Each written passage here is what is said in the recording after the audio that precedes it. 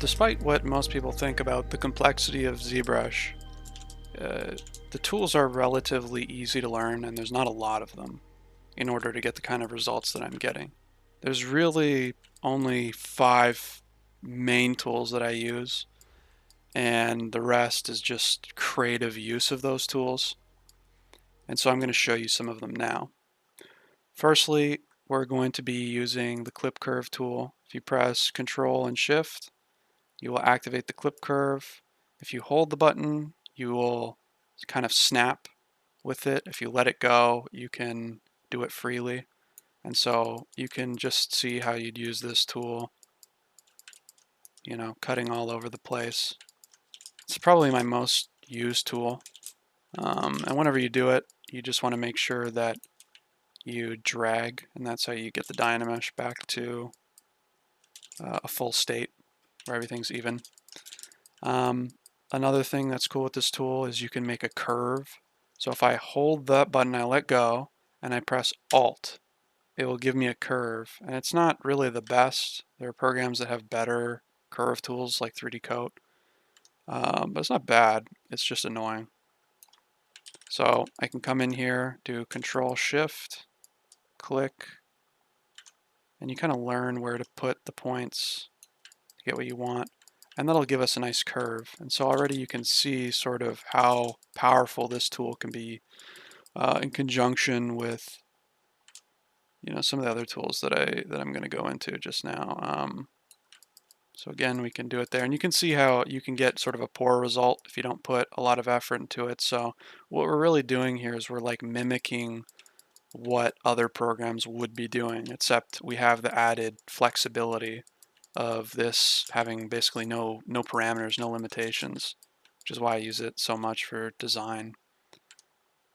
So just coming in, trying to exhaust all the uses for this thing. You can even do some, you can get a bit willy-nilly here. Line this up. You can do a cut like that. Oops, not the best. You'd have to line it up pretty good.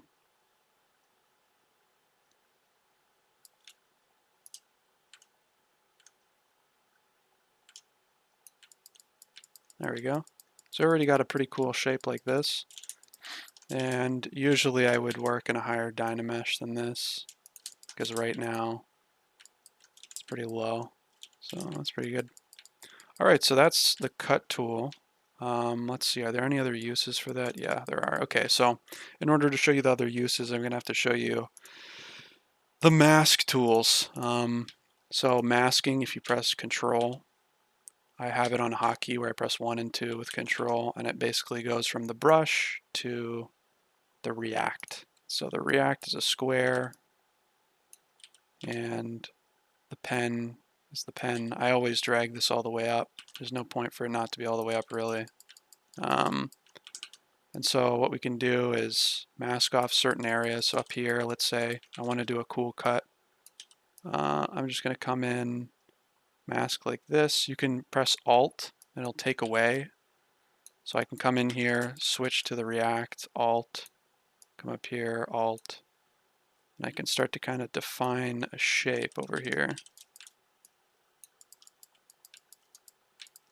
And then once I have something like this, I'm going to press Shift D, and it could be different. I have custom hotkeys, so I'm not sure. Shift D, and that's going to give me a different poly group.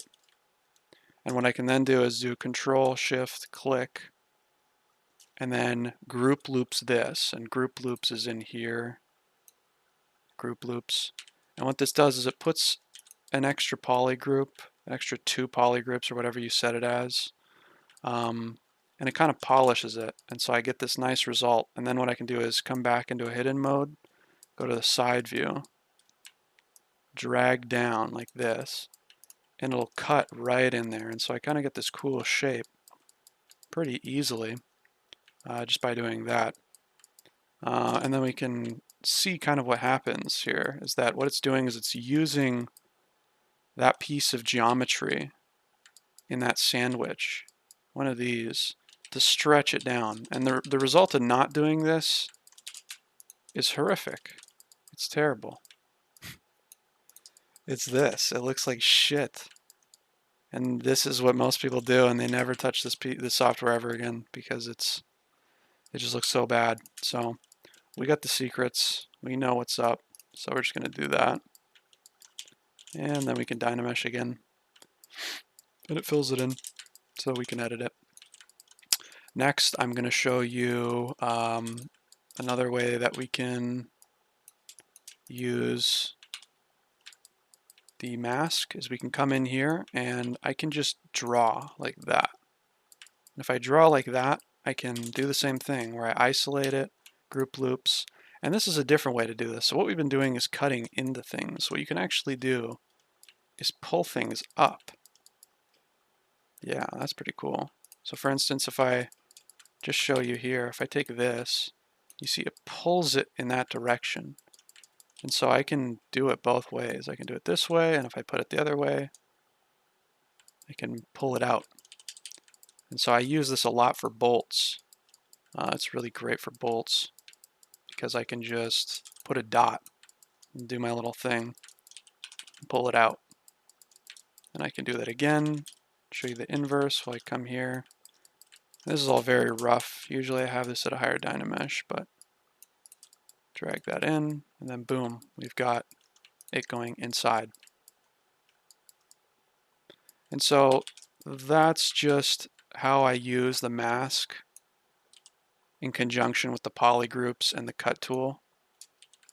And it's all very powerful. I mean, I'm sure that you can just imagine what we could do here. You know, similar kind of thing. We can just echo this detail. This is why it's so good for design, is because you can just draw these things in. You know, if you're coming from these other programs, you can see how you would do this operation. Is you'd come in, you'd make a boolean, or you'd cut tool, and then you would insert. But here we just draw it in, and so it's very rough, but it's also very fluid. So just with using 3 tools, really, we've managed to unlock this sort of design that we've got going here. And you can just see the potential of using these tools in conjunction with each other.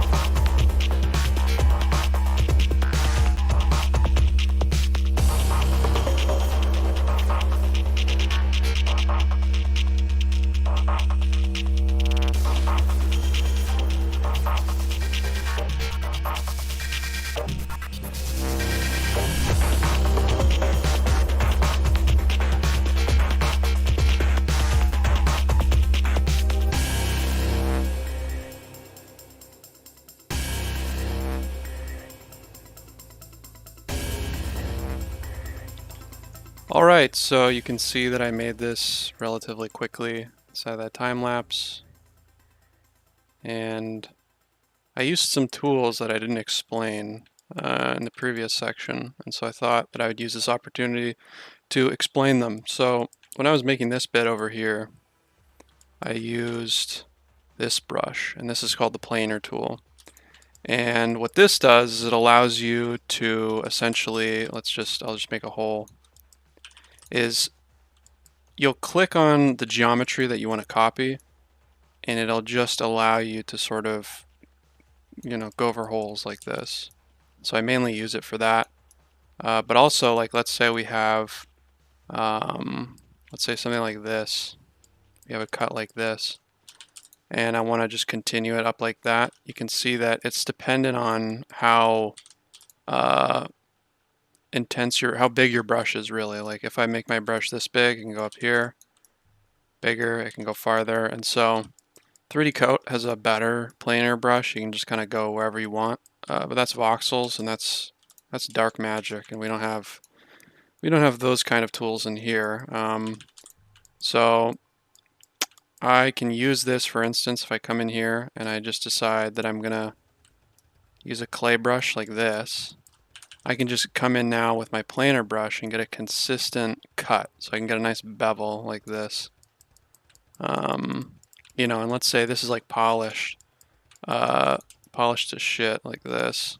I can come in and I can fix edges like this. So this is how I do this. If I wanted to fix a section, come in, I do this, do this. First I'd have to Dynamesh because these are stretching. It stretches them out. So Dynamesh.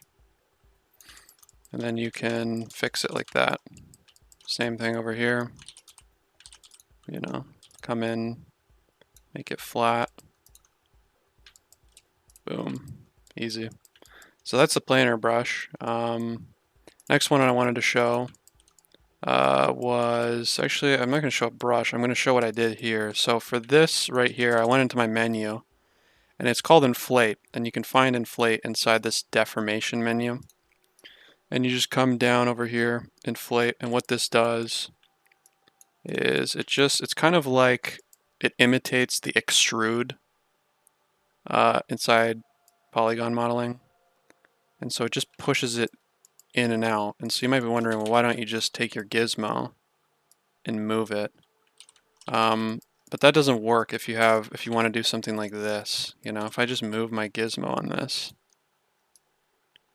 it's not giving me the desired effect. What I want is it to kind of capitulate to the normals. I want it to go in or out like this. And so, you know, I can just do another one of those operations where I come in here, mask along. This is another thing that I do a lot where I will, like, this whole program is so hacky, and that's why I love it.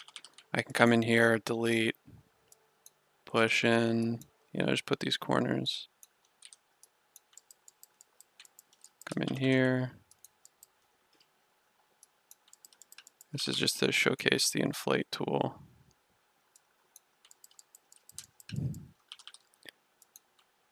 Same thing over here.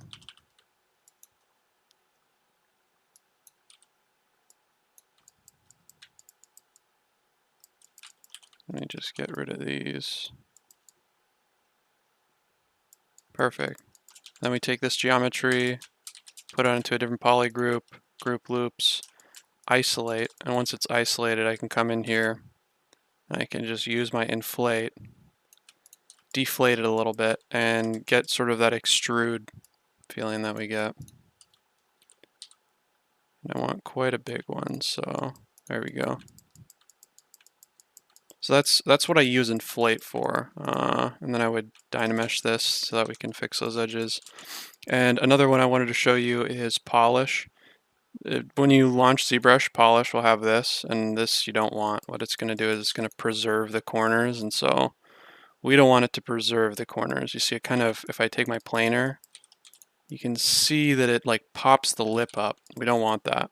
So we click this, and then we can polish the model. Now this does the whole thing, and we don't want that. We just want polish on this specific area, and so I'll just come in, mask it off, and just like we did with Inflate, we're just going to do it to a certain area. Oops, let me just do a circle.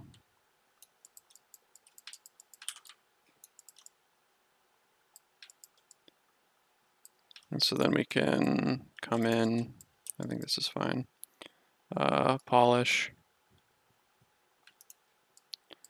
and that will give us these kinds of edges where it's nice and beveled up. And we can also do the same in regards to if we actually want to fill it, right? So right here, if I want to fill it this, there are multiple ways I can go about doing it. You know, I can obviously, if I do Control Shift, and then I click Control again, I'll get this.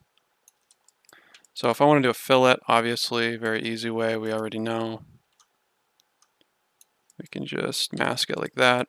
I'm not going to do it though. Another way we can do it is by taking our smooth. I recommend you guys go to Lightbox menu, and I don't know where it is. I think it's under brushes. Smoothing. Where's smoothing? Smooth and get smooth stronger. Just enable it. It's best for dense geometry. You can come in with the smooth brush. Just do that. Or if you want to be really precise about these kind of things, like let's say I'm doing a big edge all around here, so I can come in and I can precisely go along the edge with one of these masks. And then I can come in here and do a polish and get a nice fat bevel on it. And so I'll use that a lot, but I'm pretty messy. I'll just come in and do this, and that's good enough for me. And again, you can come in, do this. It's like, oh, it's messy on the sides. Come in with the planer and just fix it up. Next, if I use the flatten just sort of like flattens. Duh. So I come in here and I can just sort of crease along there at a certain opacity, and it can make nice fillets as well. You know, if I ever wanted, for instance, to do like a chamfer, chamfers are a little harder in this. I haven't found like a definitive way to get a good chamfer. Usually I'll come along like this, but the way that I get like a decent chamfer is I'll come in, same method that I did with the fillet, like this. Whoops, upside down world. What the fuck? Where am I? Okay. I'll come in and I'll try to make this as sort of uniform as possible, like a chamfer would be. Just draw along. Same thing goes over here.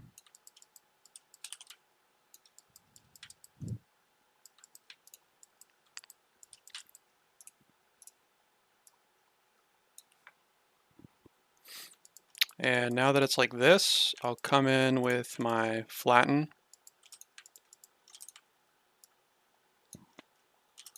And I'll just flatten like this all along. And once it's like this, you can see it's kind of bad. I'll come in with the smooth stronger. And I'll just smooth it all the way up. Like this. Make sure it's really smooth. I might even add some flatten to it on the positive side. Come in and flatten. And then you get a result like this. And then typically I'll just Dynamesh. And then if the edges are kind of wonky, I'll just smooth it with like a really low radius, or intensity rather.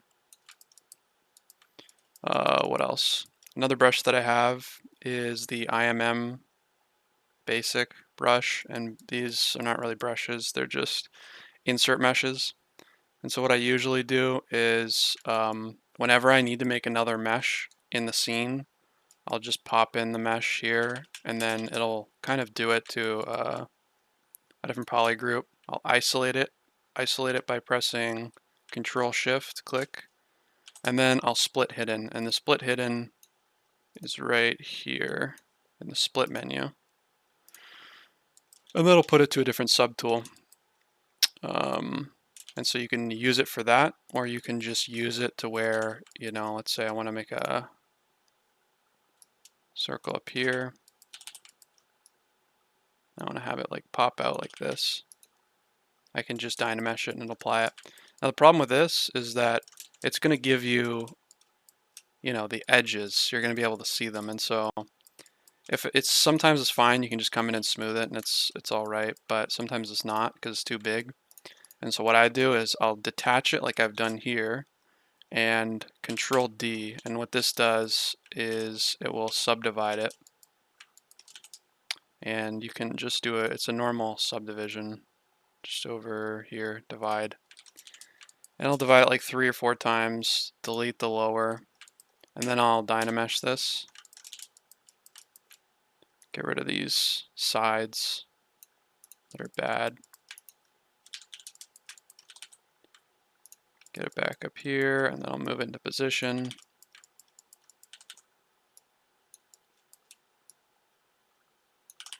Like this. And then I come back up to Subtool, and let's see. So if I look at this 312, 312, let's say this mesh, we want to keep the resolution of this mesh, and it's like 360, right?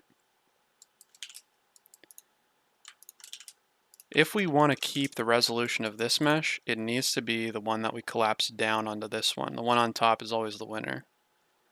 And so that also works for gizmos. Like if I have a gizmo over here versus a gizmo over here, whatever one is the winner is going to keep the gizmo and all the resolution and stuff like that. So I'm just going to merge this down. Yes. And positive booleans are really easy. That's all you have to do. Negative booleans we'll go over later. They're a little more tricky, more steps. And so that's how I use the IMM brush. Another thing that I want to show you right now is the symmetry. Now, the symmetry in this program is pretty good. And we can manipulate the symmetry pretty easily with this thing right here that says local symmetry. Now we have global symmetry, which is on by default, and what that does is if we turn this floor plan on, we'll move this out the way, we can see this is the local symmetry, and it means that everything, this is the global symmetry. It means that everything is kind of going off of this center pivot. So if you mirror the x-axis, it's going to mirror from this way to this way, you know, the other axis this way to this way, and up and down, all from that center point. But let's say we have something like this, and we want to mirror from left to right, and it's not directly in the center. This is, you can see the problem right here, right? It's just useless. And so local symmetry allows us, even when we're hiding the mesh, right? So if we come here, we can either hide by, you know, doing this, or we can make it into a separate poly group. I usually just do this. So once we're in here, we enable local symmetry, and now we can start editing it.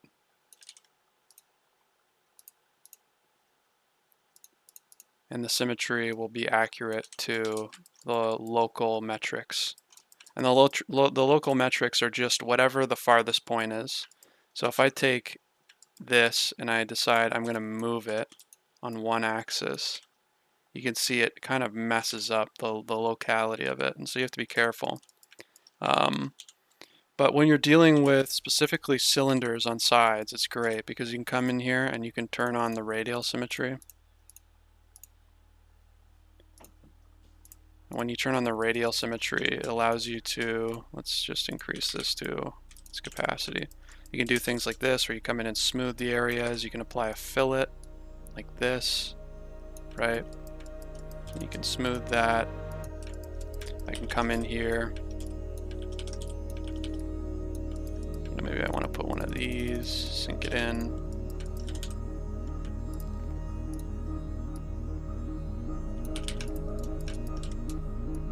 Smooth it. You know, you can do a lot of cool stuff with it.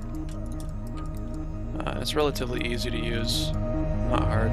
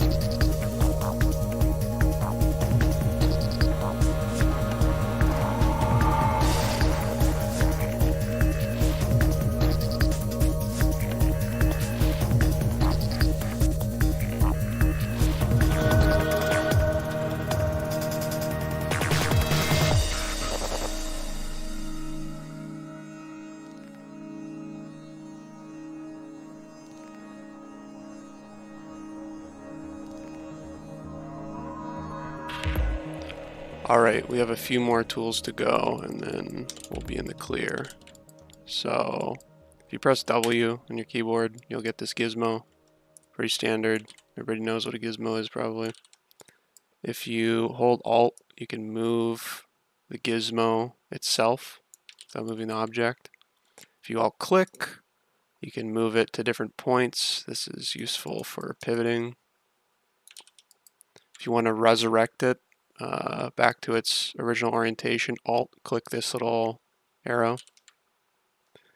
If you don't Alt click, it's going to do this. I don't know if anybody needs to really know that though. I mainly just use it for Alt clicks. If you press this, it'll make it go back to center. This also works whenever you have isolated geometry, so I can center it over here. And then if I press it when it's unhidden, it'll bring it back. If you have two pieces of geometry, like two different subtools, like this, and you want to move both of them at the same time, you're not going to be able to do it like this. The way that you want to do that is usually I'll just create a folder by clicking this, drag them both into the folder, click the gear icon, transpose set, and then this will allow you to move whatever is inside this folder. And then if you want to deselect that, you just have to click transpose all selected subtools once again on the gizmo. Click here, and then you can move them individually again. And so this is useful for, let's say I make like a barrel of a gun and I have a bunch of bolts on it and they're all different subtools. I can just come in, transpose set, move them forward, backwards, whatever, and then come in, click it again, and then we're in the clear. And so that's really all for gizmo. There's another gizmo like this one. I don't really use this for anything, so I'm not going to talk about it. Alright, next I'm going to show how to do an extract. So this is an extract right here. This is how it works. You basically just make a mask, press extract, and it extracts it into a different subtool. Yeah, pretty basic. Not really, I don't really use this all that often. But it's nice like if you're doing some very rough editing and you just want to quickly put some kind of detail there, that's a different subtool.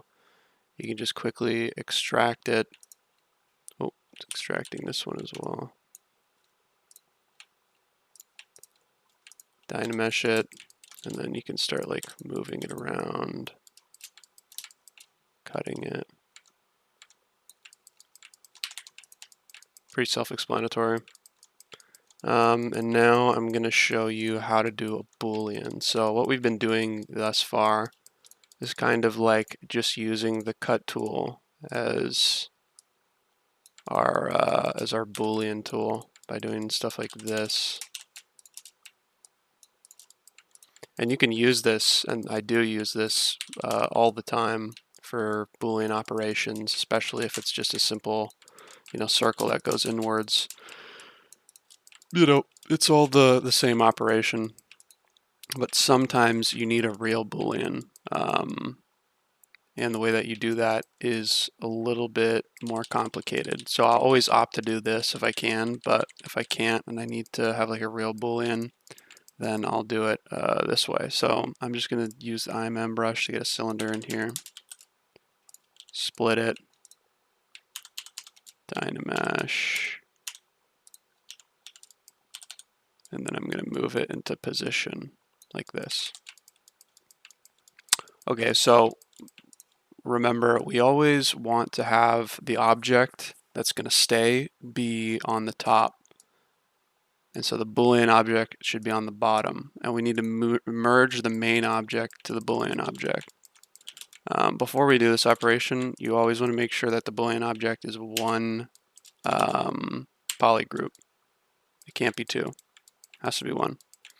So we go to the main object. We come to the merge menu and we merge it down. So it looks like this. And before you drag, because that's just gonna, well, I guess that's another way to Boolean. This is a positive Boolean. a negative boolean is that you want to do a Control-Shift-Click to isolate this, and then come over to polygroups, group as Dynamesh sub. It'll make it white.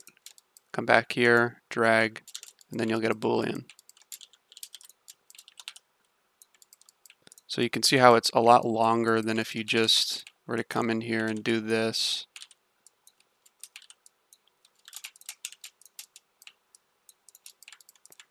But, you know, sometimes you actually need to do a real boolean, and that's what that's used for. And so I think that is going to wrap it up for the tools for now. And then we can move on to some of the more creative uses of the tools that we have here.